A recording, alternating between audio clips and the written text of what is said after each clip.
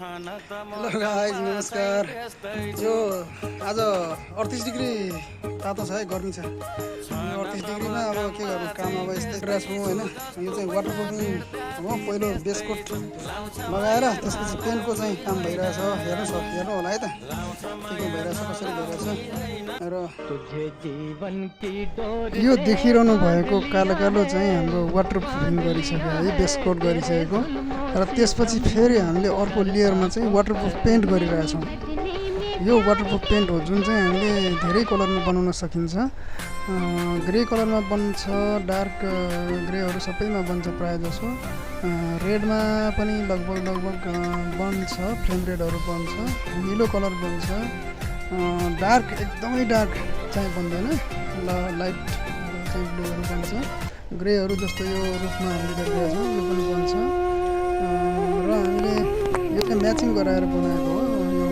यो लगभग सिमेन्टी कलर भनौँ न, हो भुइँमा चाहिँ सिमेन्ट जस्तो देखिने टाइपको बनाएको। र यसरी यो पेन्ट गर्दाखेरि चाहिँ क्र्याकहरू जति छ कौसीमा पानी चुहिएर हैरान भएको ठाउँमा, जसरी पानी चाहिँ चुहिएर तल चाहिँ बिग्रिरहेको ठाउँमा चाहिँ हामीले तलको सिलिङहरू सबै पाप्रा उठेको, एसिड सोडा पलाएको र क्र्याकहरू माथि छतमा चाहिँ एकदम क्र्याकहरू देखिरहेछ र सिमेन्टी पल्लो उठिरहेछ भने यसरी वाटरप्रुफ गरिसकेपछि, पेन्ट गरिसकेपछि, वाटरप्रुफ र पेन्ट गरिसकेपछि धेरै राम्रो हुन्छ, स्मुथ हुन्छ। पानीले पखाल्दा ओर्दा यो फुटेर जाँदैन र लगाएको 15-20 दिन गरी चाहिँ अलिकति च्यापच्याप लागे जस्तो हुन्छ है। च्यापच्याप त्रम्केर आउँदैन। यो चाहिँ प्लास्टरमा एकदम चाहिँ चिप्लो गरेको ठाउँमा जस्तोमा पनि गर्नु मिल्छ, तर टाइल मार्बलहरू चाहिँ गर्नु मिल्दैन। हजुरलाई जानकारी गराएँ। यो पेन्ट चाहिँ एकदम हामीले आफ्नो तरिकाले गरिरहेछौँ। कुनै कम्पनीले, कुनै बर्जर एसियन कुनै पनि कम्पनीले चाहिँ यसरी गर्न भनेर हामीलाई बताएको होइन कि। यो मैले धेरै वर्ष भइसक्यो यस्तो तरिकाले गरेको। लगभग 10 वर्ष अगाडिदेखि यसरी गरिरहेछु र एकदम बलियोसँग टिकी पनि रहेछ। लगभग मैले काठमाडौँको हाउजिङहरूमा गरेको छु। 10 वर्ष चान्समा चाहिँ यो टिकिरहेको छ। त्यही कारणले गर्दाखेरि यसरी लगाएको हो। यो चाहिँ फ्लोरिङमा लगाएको। यो हामीले कम्पनीले फ्लोरिङ पेन्ट भनेर निकालेर पठाएको पेन्ट चाहिँ होइन है। र यो पनि जानकारी गराएँ। र यो घरको काम लगभग बाहिर भ्याइएको अवस्था हो। र हामी यो घरमा यस्तो आनन्दले पेन्ट गरिरहेछौँ। घरको मनोरम दृश्य, सुन्दर दृश्य। र यो सुन्दर दृश्य सँगसँगै हाम्रो घरबेटी सर महेश सर, उहाँको पुरै फ्यामिली परिवारहरू हामीलाई चाहिँ आफ्नो परिवार जस्तो गराएर बसेर हामी चाहिँ काम गरिरहेछौँ। यो बुटवलको सुक्खा नगरमा पर्छ। र यो घरको दृश्य चाहिँ हजुरहरूले लगभग पुरा भिडियो हेर्नुभयो भने यो घरको पुरा दृश्य अवलोकन गर्न सक्नुहुन्छ। घर धेरै राम्रो छ। 20-22 वर्ष अगाडि बनेको घर हो। 3 पटक मैले यो घरमा सुरुदेखि घर बनेदेखि अहिलेसम्म 3 पटक भयो मैले पेन्ट गरेको। मानौँ 8 वर्षको फरकमा चाहिँ मैले आएर पेन्ट गर्ने गर्दछु। म काठमाडौँदेखि आउँछु। र यो घरको दृश्य हजुरहरूले हेरिरहनु भएको छ। यो घर चारैतिरबाट एकदम हेरिरहन मन लाग्ने खालको दृश्य छ। बुटवलमा मलाई जहाँसम्म लाग्छ यो बुटवल एरियाभरिमा नै मनोरम घर, राम्रो दृश्य देखिने, राम्रो चाहिँ डिजाइन भएको यो चाहिँ बङ्गला टाइपको भनौँ न अब घर हो।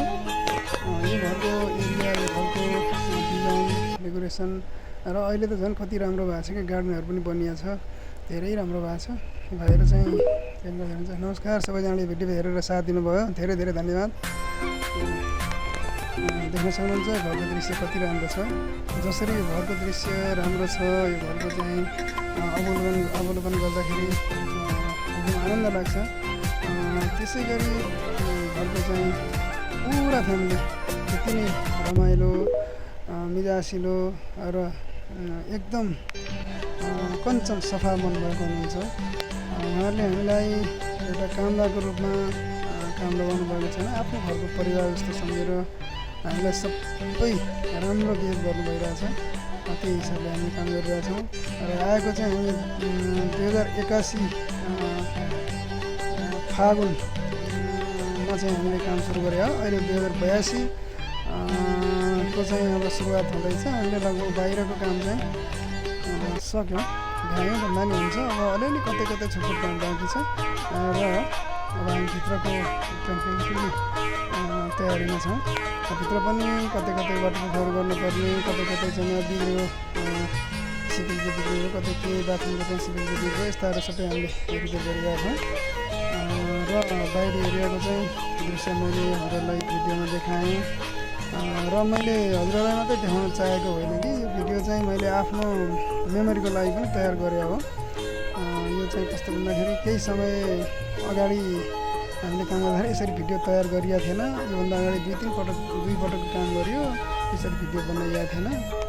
अहिले चाहिँ यो भिडियो बनाएर मैले चाहिँ आफ्नै युट्युब च्यानलमा अथवा टिकटकमा अथवा कुनै यसमा हालौँला र सम्झनाको लागि अब मेमोरी मोबाइलमा राख्दा त डिलिट भइहाल्छ के अरे। अब मेमोरी पनि एकदम चाहिँ हरिन्छ, त्यही कारणले गर्दाखेरि यो भिडियो तयार गरेँ मैले। हजुरहरूलाई कस्तो लाग्यो यो भिडियो हेरेर साथ दिनुभएकोमा धेरै धेरै धन्यवाद, धेरै धेरै आभारी छु। त्यही त हो नि, अब काम गर्ने मान्छे अब कहिले बुटोल, कहिले थापा, कहिले दमक, कहिले पाल्पा, कहिले लुम्बिनी। अब जसरी उहाँहरूले मलाई यसरी बोलाएर काम लगाउनु र यस्तै घर, बिल्डिङ, अफिस, होटलहरूको लागि काम गर्नुपर्छ भने सम्झिनु होला है त। हस् त, यो भिडियो हेर्नु हुने सबैलाई नमस्कार, धन्यवाद।